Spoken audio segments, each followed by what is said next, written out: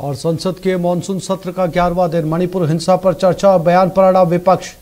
Lok Sabha speaker Om Birla सदन नहीं आए। विपक्ष बोला वो हमारे संरक्षक, हमारी अपील है वो वापस आ जाए।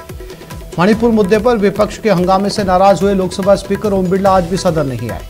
उनकी जगह राजेंद्र अग्रवाल ने सदन की अध्यक्षता की। इसे लेकर कांग्रेस सांसद अधीर रंजन चौधरी ने नए स्पीकर से अनुरोध किया कि वो ओम बिरला को सदन वापस आने को मनाए। उन्होंने कहा कि बिरला हमारे संरक्षक हैं।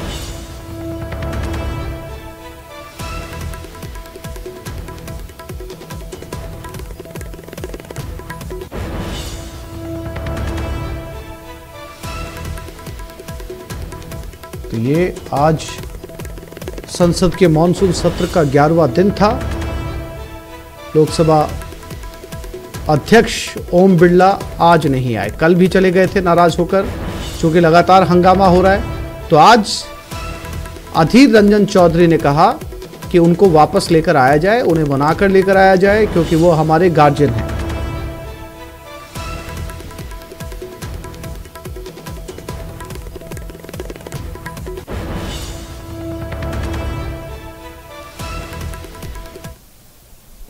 इलाहाबाद हाईकोर्ट ने आज ज्ञानवापी परिसर के एएसआई सर्वे की इजाजत दे दी। हाईकोर्ट ने अंजुमन इंतजामिया मस्जिद कमेटी की याचिका खारिज करते हुए तत्काल सेशन कोर्ट के आदेशों का पालन करने यानी सर्वे शुरू करने का ऑर्डर दिया। चीफ जस्टिस प्रिंतिकर दिवाकर की एकल पीठ ने फैसला सुनाया। अदालत ने सर्वे पर रोक लगाने से इनकार करते हुए कहा कि न्याय के लिए सर्वे जरूरी है, कुछ शर्तों के साथ इसे लागू करने की जरूरत है। सर्वे करिए, लेकिन बिना खुदाई के। उधर मुस्लिम पक्ष के वकील मुमताज अहमद ने कहा कि वो अब सुप्रीम कोर्ट जाएंगे। पिछली सुनवाई के दौरान हाईकोर्ट ने एएसआई से सुनवाई खत्म होने तक मस्जिद का सर्वे शुरू न करने को कहा था। जुलाई के अंतिम सप्ताह में कोर्ट में दोनों पक्षों की तरफ से लगातार 2 दिन बहस चली थी। कोर्ट ने दोनों पक्षों को सुनने के बाद 27 जुलाई को अपने फैसले को रिजर्व कर लिया था।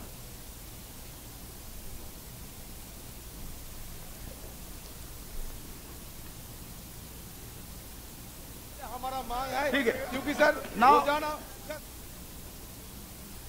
उन्होंने कहा कि जब एएसआई ने एफिडेविट दिया है तो कोई मतलब नहीं है उसको डाउट करने का, और जो एएसआई ने एफिडेविट दिया उसके कंप्लायंस में ये पूरा सर्वे किया जाए। डिस्ट्रिक्ट कोर्ट का फैसला तत्काल प्रभाव से प्रभावी हो चुका है, ये भी आदेश में हुआ। हालांकि कोर्ट ने यह भी कहा है कि आज के फैसले से केस की मेरिट प्रभावित नहीं होगी, ये केवल और केवल एक प्रोसेस है। खारिज ही कर दिया और हिंदू आज जीत गया, मैं ये भी कहता हूँ, क्योंकि यहाँ पे बनारस में आपका आदि विशेश्वर का पूरा स्ट्रक्चर है, मंदिर का पूरा अवशेष है, ये एडवोकेट कमीशन रिपोर्ट में आ चुका है। माननीय इलाहाबाद हाई कोर्ट ने ज्ञानवापी प्रकरण में आर्कियोलॉजी सर्वे की कार्रवाई को अलाउ कर दिया है। जो मुस्लिम पक्ष जाके हाई कोर्ट में, सुप्रीम कोर्ट में चुनौती थी, और उसके आलोक में हाई कोर्ट उन्हें कहा गया था कि आप आइए, और वहां पे पूरा विचारण हुआ। और आर्कियोलॉजी सर्वे ने अपना हलफनामा देके अपने सारे तथ्यों को रखा कि किसी प्रकार से ढांचे को नुकसान नहीं होगा, और साथ में यह भी हिदायत है उसमें कि जो वजू खाना है जिसमें शिवलिंग प्रकट हुए हैं उसको किसी प्रकार से नुकसान या छेड़छाड़ नहीं की जाएगी, उसमें कोई हस्तक्षेप नहीं होगा। इलाहाबाद हाई कोर्ट ने सर्वे की इजाज़त दे दी है, और जाहिर सी बात है कोर्ट का ऑर्डर है, उस पर अमल किया जाएगा। लेकिन मुस्लिम साइड यही चाहता था कि ये जो हमारी तकरीबन 600 साल पुरानी मस्जिद है उसमें किसी किस्म की कोई खुदाई ना की जाए, तो कोर्ट ने मालूमात के हिसाब से उसमें खुदाई करने की बिल्कुल भी इजाज़त नहीं दी है। नहीं, ये उचित निर्णय है, इस दृष्टि से उचित है कि ऐतिहासिक दृष्टि से, पुरातात्विक दृष्टि से ये एस्टेब्लिश्ड है कि वहां पर मंदिर था, मंदिर का वो हिस्सा था। ज्ञानव्यापी नाम इस बात का प्रमाण है, और इतिहास के अंदर औरंगजेब के समय के जो आदेश हैं वो प्रमाण है, उसकी जो स्ट्रक्चर है वहां का वो इस बात का प्रमाण है। तो हाई कोर्ट ने एक प्रकार से इस तथ्य को मान्य किया है, और मैं तो एक अपील और करूंगा मुस्लिम नेतृत्व से कि उसको जिद नहीं करनी चाहिए। अपने को आक्रमणकारियों के साथ उनको नहीं जोड़ना चाहिए। आक्रमणकारियों ने जो देश की आस्था को नुकसान पहुंचाया उससे उनको अलग करना चाहिए, और ज्ञानव्यापी मंदिर एक अच्छा अवसर है। देखिए, कानून तोड़ने वाले अपराधियों के मन में भय होना चाहिए। वो सरकारी संपत्ति को, प्राइवेट संपत्ति को नुकसान पहुंचाएंगे तो उनकी भरपाई उनसे होनी चाहिए, ये कानूनी प्रावधान है। देखिए, विरोधियों के पास आज अस्तित्व बचाने के लिए कुछ बचा बाकी नहीं है। वो हर चीज में वोट खोजते हैं, हर चीज में उनको वोट चाहिए, लेकिन हमको देश चाहिए, भाईचारा चाहिए। देखिए, फैसला तो बहुत महत्वपूर्ण है, और जो जज लोग दबाव में हैं वो बहुत कुछ करना चाहते हैं। ये जो बिना नुकसान किए सर्वे का सवाल है ये भी गलत है और बहुत गलत है। कि अच्छी बात है, इसका डिसीजन जल्द से जल्द होना चाहिए, नहीं तो हमेशा कुछ न कुछ बातें चलती रहती है। इसका फाइनल एक डिसीजन आ जाएगा तो पूरा देश के लिए अच्छा है। जन्मभूमि पर भी आप चाहेंगे कि इस तरह का सर्वे होना चाहिए, वहाँ पर सच सामने आए? हाँ, क्या आना चाहिए, बहुत जरूरी है। अभी इस वक्त यही सब चल रहा है तो better we make it clear.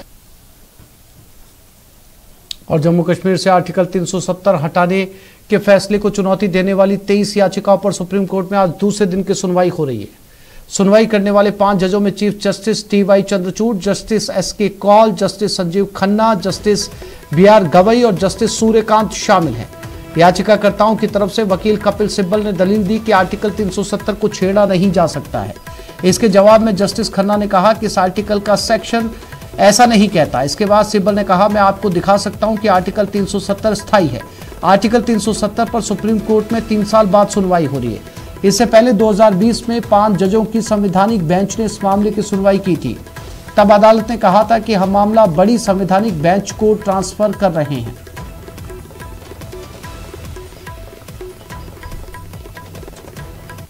Sibal साहब ही कंटिन्यू करेंगे क्योंकि कल उन्होंने पूरे कंप्लीट अभी नहीं किए हैं आर्गूमेंट। वो एक आध दिन और लग सकता है। उसके बाद जो नेक्स्ट हैं गोपाल सुब्रमण्यम साहब वो स्टार्ट करेंगे। जो आर्डर हमने दिया हुआ है, नोडल जो ऑफिसर अपॉइंट हुआ है कोर्ट की तरफ से ही, तो उम्मीद है आज कल तो बहुत अच्छे माहौल में आर्गूमेंट चलते रहे। आज भी ये कॉन्स्टिट्यूशनल इशू है और बहुत बड़ा इशू है। मेरे ख्याल में तारीख में after Kesavananda Bharati and after S R. Bommai ये सबसे बड़ा मामला है। देखिए, जिस तरीके से कश्मीर के अंदर मुख्तलिफ आवाज़ें थीं, इसी तरह लद्दाख के अंदर भी मुख्तलिफ आवाज़ें थीं। जहाँ कश्मीर के अंदर सेल्फ रूल की बात हो रही थी, ऑटोनॉमी की बात हो रही थी, एक सेक्शन ऑफ सोसाइटी बिल्कुल देश से अलग होने की बात कर रहा था। इसी तरह लद्दाख में भी एक section of society union territory की मांग कर रहा था, लेकिन एक सेक्शन जो है वो बाइफर्केशन के भी खिलाफ था, स्टेटहुड को ख़त्म किए जाने के खिलाफ था। तो इसी बुनियाद पे ये पिटिशंस लगी थी और उसके बाद आपको मालूम है कि हमारा केडीए एपेक्स हम एक हो गए और हमारी जो डिमांड्स है हमने मिलकर स्टेटहुड की डिमांड हमने रखी हुई है और सरकार को चाहिए कि स्टेटहुड जल्द अज जल्द लद्दाख को दिया जाए और इसी तरीके से जो सेफ गार्ड्स हैं वो हमें दिए जाए। अगर सिक्स शेड्यूल जो हमें सरकार को देने में मुश्किल हो रही है तो ठीक है 370 को रिस्टोर करें। सुप्रीम कोर्ट में 370 के बारे में हियरिंग का प्रोसेस शुरू होने का हमारी नज़र में ये काफ़ी हौसला अफजा है और हम पुरुम्मीद हैं कि जम्मू कश्मीर के अवाम के साथ जो सरकार ने किया और हमारी राय में वो सरीहन कॉन्स्टिट्यूशनल ऑर्डर के ख़िलाफ़ था और हमारी नज़र में वो जो बॉन्ड ऑफ रिलेशनशिप है जम्मू कश्मीर और यूनियन ऑफ इंडिया के बीच में उस पर भी असॉल्ट था। इस वजह से हमने दरवाज़ा खटखटाया ऑनरेबल सुप्रीम कोर्ट का। हरियाणा के नूंह में हुई हिंसा के तीसरे दिन भी 4 जिलों में हालात तनावपूर्ण बने हुए हैं। नूंह, पलवल, फरीदाबाद और गुरुग्राम के सोहना में, मानेसर और पटौदी में 5 अगस्त तक इंटरनेट और SMS सेवाएं बंद हैं। इन चारों जिलों में पैरामिलिट्री फोर्सेस की 20 कंपनियां तैनात की गई हैं।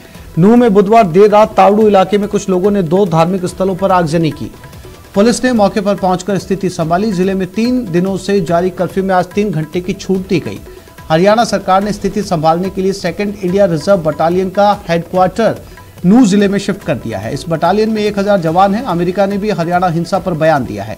वहां के स्टेट डिपार्टमेंट के प्रवक्ता मैथ्यू मिलर ने कहा, हम सभी पक्षों से हिंसा से दूर रहने और शांति स्थापित करने के लिए अपील करते हैं। This could be routine incidence जो कि कोइंसिडेंस हो गया हो और पुलिस पूरी मुस्तैदी से सभी पॉइंट्स पे कवर कर रही है और आपके चैनल के माध्यम से अब मैं अपील करता हूँ आम जनता से कि आप शांति बनाए रखें। हम किसी भी अफवाहों के अंदर विश्वास ना करें। थोड़े लोग जो हैं जो रूमर्स फैला रहे हैं उन पर किसी प्रकार से विश्वास ना करें। एक खबर कोटा से। कोटा का कलेक्ट्रेट चौराहा पुलिस छावनी में तब्दील। मणिपुर घटना को लेकर विरोध प्रदर्शन पर उतरा हाड़ौती विकास मोर्चा। बड़ी संख्या के साथ जिला कलेक्ट्रेट को घेरने की तैयारी। पुलिस का बड़ा अमला जिला कलेक्ट्रेट पर तैनात किया गया है।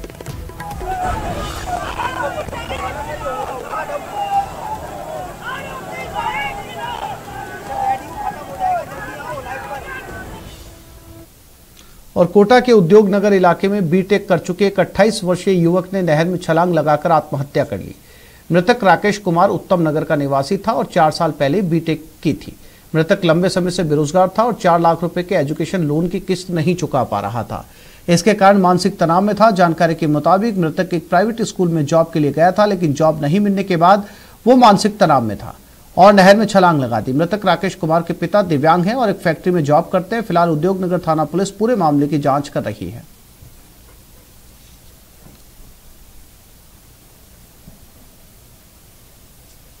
और ये खबर जोधपुर से अतिक्रमण हटाने गए दस्ते पर पथराव। हाउसिंग बोर्ड के सेक्टर 14 की घटना। अवैध झुग्गी झोंपड़ी को हटाने टीम पहुंची थी। कच्ची बस्ती के लोगों ने दस्ते पर पथराव किया। सड़क पर बिखरे पत्थर, कांच की बोतलें फोड़ी गई। पथराव के कारण टीम पीछे हट गई।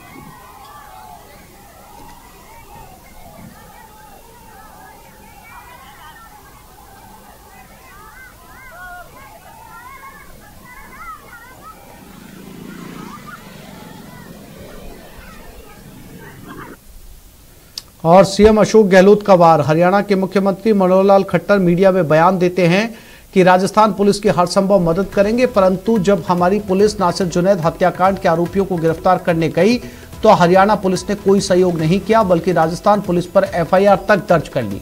जो आरोपी फरार है उन्हें तलाशने में हरियाणा पुलिस राजस्थान पुलिस का सहयोग नहीं कर रही। खट्टर हरियाणा में हो रही हिंसा को रोकने में नाकाम रहे। अब तक सिर्फ लोगों का ध्यान भटकाने के लिए इस तरह के बयान दे रहे हैं, जो कि उचित नहीं है। ये ट्वीट किया है मुख्यमंत्री अशोक गहलोत ने।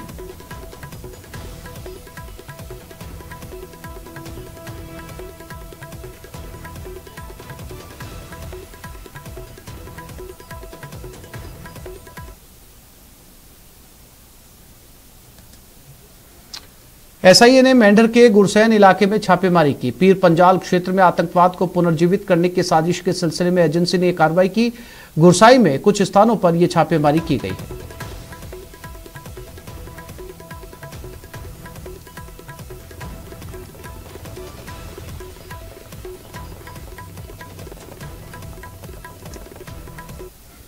बीआरएस के वरिष्ठ नेता पूर्व मंत्री जुपल्ली कृष्णा राव नई दिल्ली में एआईसीसी अध्यक्ष मल्लिकार्जुन खड़गे की उपस्थिति में कांग्रेस पार्टी में शामिल हुए।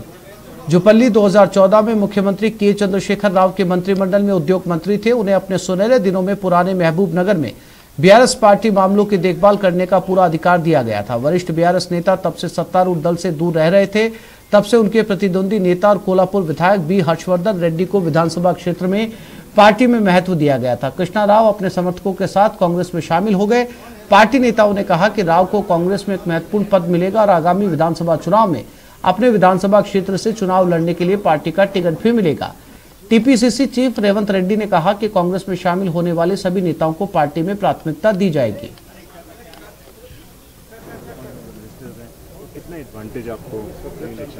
हम ये ज्वाइनिंग को पॉलिटिकल एडवांटेज के हिसाब से हम देख रहे नहीं। ये तेलंगाना को सुधारने के लिए भारतीय जनता पार्टी और बीआरएस दोनों मिलकर तेलंगाना को पूरा लूट लिए। कम से कम 1 लाख करोड़ रुपए कमाए। 10,000 एकड़ हैदराबाद आसपास में जगह भी कब्जा कर लिए केसीआर ने। तो प्रोटेक्शन मनी लेके भारतीय जनता पार्टी के करप्शन के खिलाफ कोई कार्रवाई नहीं कर रहा है। इसीलिए तेलंगाना जनता में एक माहौल बन गया कि ये लूट। बॉलीवुड अभिनेता सनी देओल अपने आने वाली फिल्म गदर 2 के प्रमोशन के लिए जैसलमेर पहुंचे। वो हेलीकॉप्टर से जोधपुर से सीधे भारत पाक बॉर्डर स्थित तनोट माता मंदिर पहुंचे। मंदिर में अभिनेता ने पूजा अर्चना की और अपनी आने वाली फिल्म गदर 2 की सफलता की कामना की। मंदिर से वो तनोट मंदिर परिसर में बीएसएफ के जवानों के साथ रुके। उन्होंने जवानों के साथ अपनी फिल्म के गाने पर जमकर ठुमके लगाए, साथ ही फिल्म के डायलॉग भी बोले।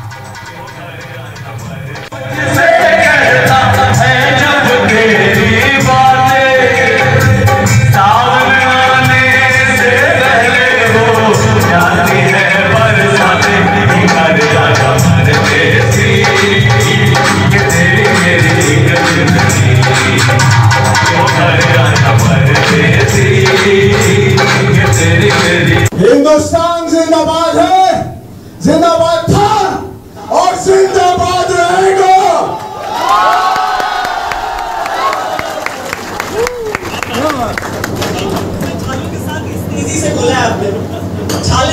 पाकिस्तान की पार कर जाने की आवाज। तो इस बुलेटिन में फिलहाल इतना ही। नमस्कार।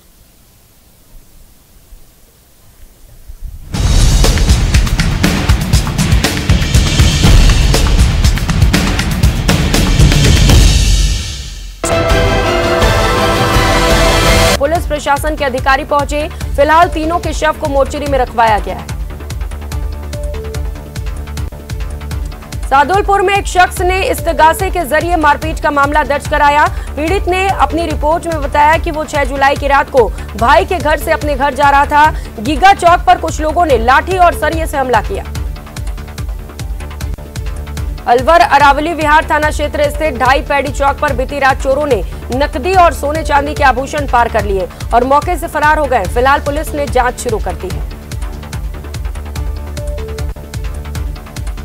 अलवर के अनीबी थाना पुलिस ने साइबर फ्रॉड कर एटीएम से पैसे निकालने के मामले में आरोपी को गिरफ्तार किया। फिलहाल पुलिस आरोपी से पूछताछ में जुटी है।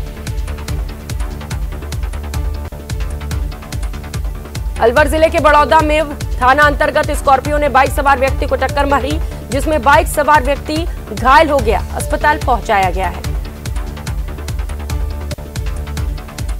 अलवर कोतवाली थाना पुलिस ने जनरेटर की बैटरी चोरी करने के मामले में आरोपी शुभम सैनी को गिरफ्तार किया।